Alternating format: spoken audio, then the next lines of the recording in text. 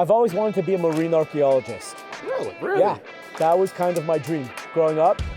I realized it's not really conducive to an orthodox Jewish lifestyle.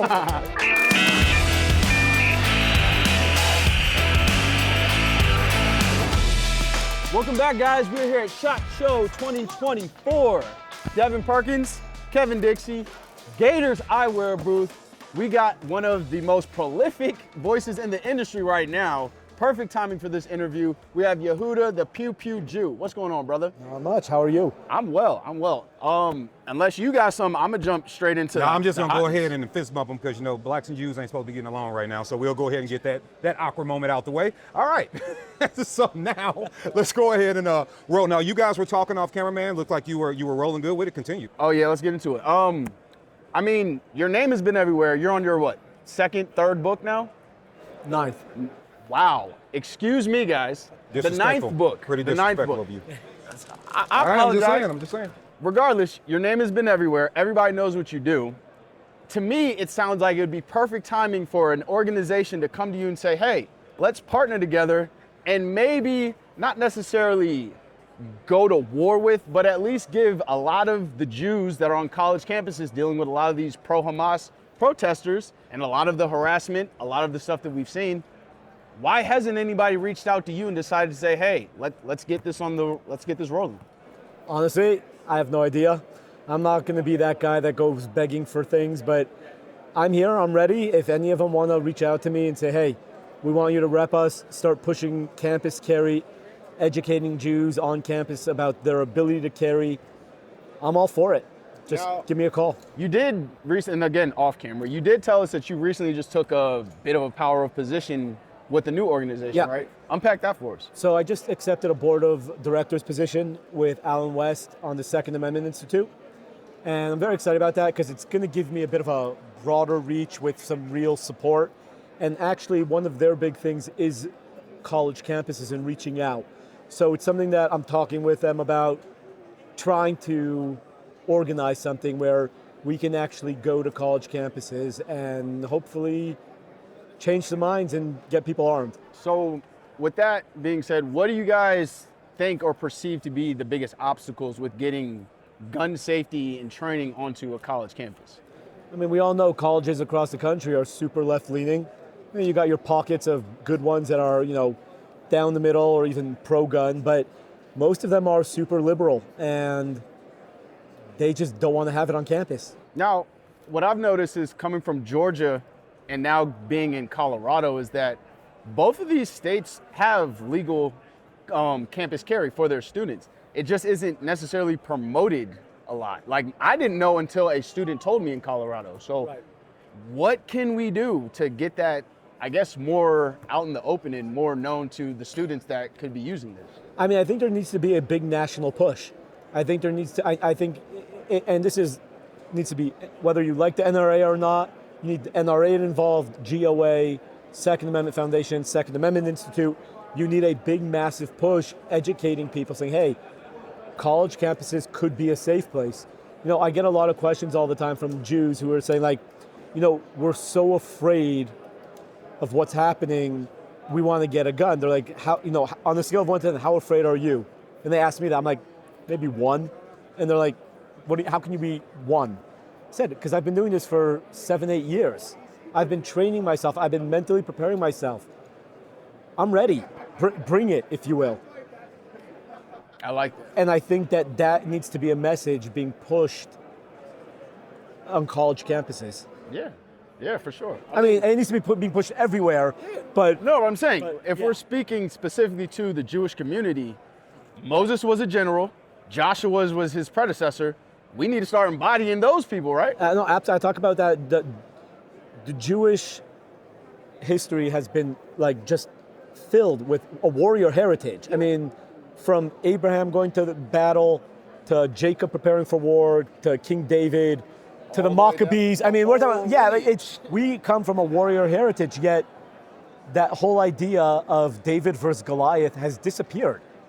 And that's something that I try very hard to push, that, hey, people with ARs don't get in cattle cars, right? There you go. Don't let it happen to you again. Embrace that warrior heritage that we were once from. So, and I would like to throw this in there, and I'm going to say this from my own perspective. We all are aware of the conflict that's happening. And I think that we have to develop a level of maturity to say, one, it's all screwed up, right? I know we can talk about the history, we can get into the nuance and details, but I think one thing that the Second Amendment community is very, very good at addressing overall that I wish more of the world would adapt is we don't want to see innocent people die. Exactly. That is not something we strive for. That is not something we want to see. Warriors fight, that's one thing, right? But when it comes to innocent people dying and innocent people being hurt, I don't care what their religion is. I don't care what they stand for. None of us thinks that's okay. So what I would like for people that are listening to this or watching this to understand is when you are arming yourself, you're arming yourself for what might occur anyway. Don't buy things because of fear, because what happens is you have a bias inside of your mind or a prejudice that'll develop. And then you'll overreact to a situation that doesn't require you to act. So for everyone out there, the Jewish faith, the Christian faith, Catholic, Palestinians, whatever you identify with, understand that yes, the conflict is unfortunate. We don't have time to unpack that today. But as you are going about protecting yourself, remember, it doesn't take an international conflict for somebody to rob you. It doesn't take an international conflict for somebody to hate you because of who you are, right? They could be hating you. I mean, we have the unfortunate stabbing of the Palestinian kid in Chicago. The guy stabbed him 26 times. I know there have been Jewish individuals that have been hurt as well. So remember, people don't need a reason to hate you. It also doesn't help when they believe they have a reason to hate you. So everyone out there, we are definitely right now talking about Jewish people, but I'm telling you as a black man in America, I stay strapped. And I'm telling you that if you are a soccer mom in America, you should stay strapped. I am saying everybody should not only be worried about, you should be worried about the fact that there is somebody out there that wants to hurt you for any reason. So when you're arming yourself, arm yourself for what may come, but also make sure you're conditioning your mind not to be the person overreacting and causing a hurt, harm, and danger. So I just wanted to put that out there. You gentlemen can continue. Oh, no, to add to that, the way that you said, don't overreact, don't think just because you see a conflict go out of the news that it's time to take the foot off the pedal and stop training. So make sure you're still doing your homework, you're still dry firing, you're still staying aware of, everything that's up to date. All right, well, we got a few minutes left. The bosses back there are giving us a sign. All right, man, I got to ask you. Yes. All right, let's make it a little lighthearted in the end. All right. Favorite, no outs here, absolute favorite handgun to you right now is what? No modifications either. You got to take it out the box. Watchtower, the Apache. Okay. Why? It is a 1911 9mm, but it is beyond the fact that it's one of the most beautiful looking guns I've ever seen. Thing shoots like a dream.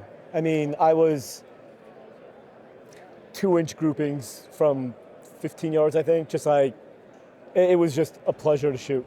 Comfortable, perfect weight, and just all around a fantastic gun. Okay. All right. Fun fact about you that not many people know. Fun fact about me that not, okay, I've always wanted to be a marine archaeologist. Really? Yeah, that was kind of my dream growing up. I realized it's not really conducive to an orthodox Jewish lifestyle. You're on the boat for weeks and I need to be within a Jewish community, kosher food. But that's always been one of my dreams, to do marine archaeology. Just dive on wrecks and get those artifacts, bring them up, bring history to life. Something that I enjoy doing now, but just, I always loved being on the water. So it's kind of something that most people don't know. Yeah, that's interesting, man. Yeah. Thanks for sharing that. That's cool. Yeah. All right, and how can, so there are going to be people out there in the Recoil Network, man, that want to learn more about you, want to know more about, your view on the Second Amendment and things like that. So how can they find you? So they can find me across the board at the Pew Pew Jew or thepewpewjew.com. Google him. Google him.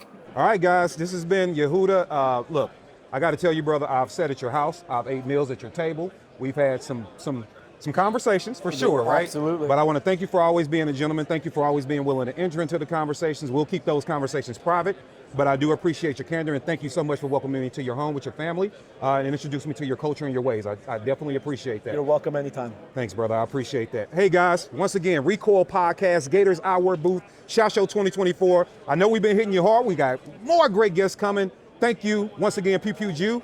See you guys on the next one.